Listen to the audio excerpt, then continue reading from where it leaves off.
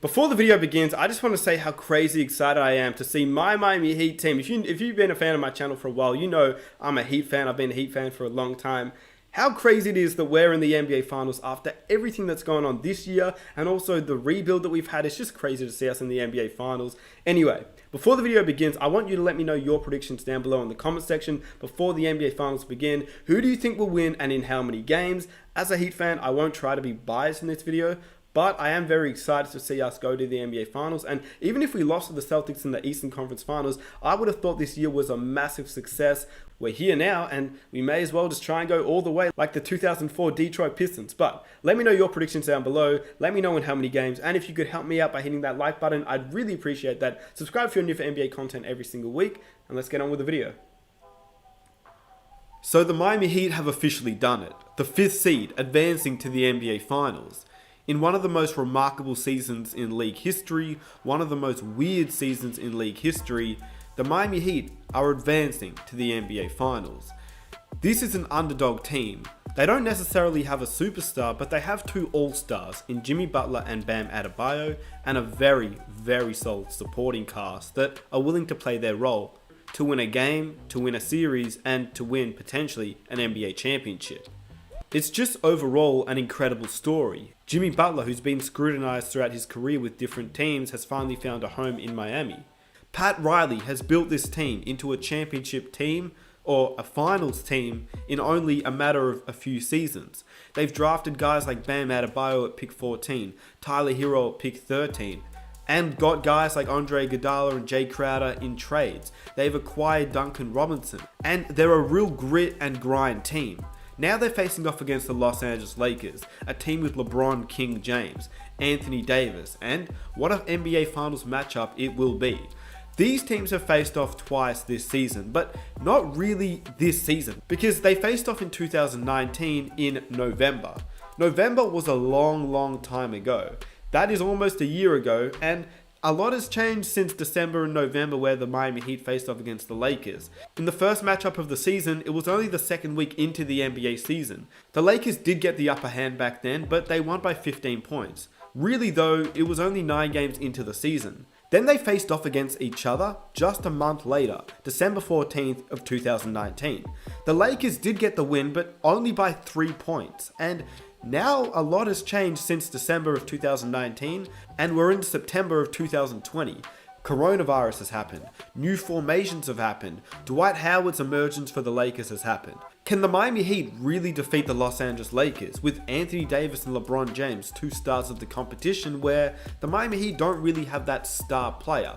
Sure, they do have Jimmy Butler, and Jimmy Butler is our best player, and Bam Adebayo is an all-star, but you can't compare them to the play of Anthony Davis and LeBron James. They're just a tier above, or 2 tiers above. LeBron is arguably the greatest player ever, and Anthony Davis is right now probably the best power forward the game has. So, that doesn't mean the Miami Heat can't win this series or can't win a few games, because as an overall team, their team is better. They do give me glimpses of the 2004 Detroit Pistons when they won their NBA championship. Shaq and Kobe were the better duo, obviously as the two stars of the competition, with players like Gary Payton and Karl Malone, in comparison Rondo and Dwight Howard. But overall, the Pistons were just a better team. Billups, Rasheed, Rip Hamilton, Ben Wallace. It sort of reminds me of the Miami Heat with Bam Adebayo, Jimmy Butler, Goran Dragic, Andre Iguodala, Jay Crowder, Duncan Robinson, Tyler Hero, all players that are willing to play their role to help the team win, as the Pistons did when they won their 2004 championship.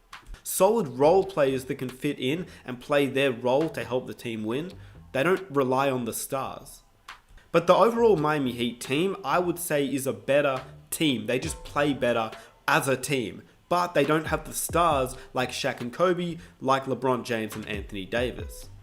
The thing about the Miami Heat is that you don't know who will step up. You don't know who will win the game for them. It could be Andre Iguodala, as we saw in Game 6 of the Boston Celtics win. It could be Tyler Hero. It could be Goran Dragic. It could be somehow Kendrick Nunn, Duncan Robinson. It doesn't necessarily have to be Bam or Jimmy to win the game for the Miami Heat.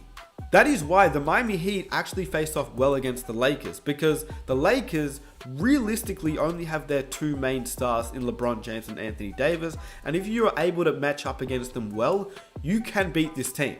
We've seen teams beat the Lakers simply based off matchups alone, and matchups being that they have a power forward that is willing to play on Anthony Davis and play his role against him defensively, and if you have somebody that can guard LeBron James, you can stop this Lakers team, because really their role players are good, but they're not great offensively. Sure, Rondo and Dwight Howard have stepped up this postseason, but they're not offensive powerhouses. In fact, they're better on the defensive end, especially somebody like Dwight Howard, a much better defender than he is offensive player. In saying that, they are very good players that the Miami Heat will have to match up against, but they do have a good matchup against the Lakers in Jimmy Butler on LeBron James and Bam Adebayo on Anthony Davis. And we saw what the Miami Heat were able to do to the Bucks. And obviously Giannis and LeBron you can't really compare, because LeBron is much better of an outside shooter, but if you don't want Jimmy Butler on LeBron on the defensive end, you've got Andre Iguodala, you've got Jay Crowder, or Jimmy Butler. Three guys who could potentially play LeBron at different stages in the game, and that is tough for LeBron. One great defender on him and then switching it up with another great defender or a third defender. I don't think he's really had to face off against a really good defensive team these NBA playoffs. The Nuggets did have a good defender on him in Grant, but when driving to the hoop, Nikola Jokic isn't a great defensive stopper. He was always in a lot of foul trouble as well. Then against the Houston Rockets, they may have had decent defenders on him immediately, but when he attacks them and goes to the hole, they're running a small ball lineup, which means the paint is wide open for LeBron to finish. And in the opening round, whilst they had Whiteside and Nurkic in the paint, their immediate defender wasn't that good. The Miami Heat have a bit of both. They've got a really good immediate defender in Butler, Crowder, or Andre Iguodala, and then at the rim, you have to get by Bam, which makes it quite tough for any player driving to the hoop, which is the reason Miami has been really good on the defensive end these playoffs and this season. But LeBron is LeBron for a reason, and I'm not saying it will be easy. I mean, a lot has changed with the Lakers lineup. They've got JaVale McGee at center some games, then they run Dwight Howard at center. Who's going to match up against Dwight Howard or JaVale McGee if Bam's on Anthony Davis? There's a lot of questions that need to be decided and need to be figured out. But what I will say is that the Miami Heat defensively always seem to play a very good zone and a very good matchup against whoever they're facing off against. Erik Spoelstra is arguably one of the greatest head coaches in the NBA. Nevertheless, the Miami Heat are in the NBA Finals, and I think he deserves a lot of credit for that. He's matched up well against every team they faced off against this postseason. The thing about the Los Angeles Lakers is what they bring is far different than any other team the Miami Heat has had to face off against this postseason. The Lakers bring a good defensive team that is tall. The Boston Celtics tend to go to a smaller lineup, which actually suits the Miami Heat. Although the Heat have shown that they can face off against a taller lineup, as they did beat the Bucks with Brook Lopez and Giannis, who are very tall players. Due to Giannis not being able to hit the outside shot like LeBron, it does make the Lakers a little bit more tough. Sure, it will be harder to face off against the Lakers, considering that LeBron James is a better offensive player than Giannis. He's able to attack the rim, but he's also able to shoot from the outside, and that is when it gets really, really hard to beat LeBron, because he is all around that good of a player. Anthony Davis is still one of the greatest power forwards in the game, if not the greatest power forward in the game, which Bam will have to play his role against him, but a lot can happen. Do I think the Miami Heat, though, will win the NBA Finals? As a Heat fan, I would love to say yes, and I do believe that anything is possible, but because they're so good offensively and of course defensively, and they are running a tall lineup, it makes it harder for the Miami Heat.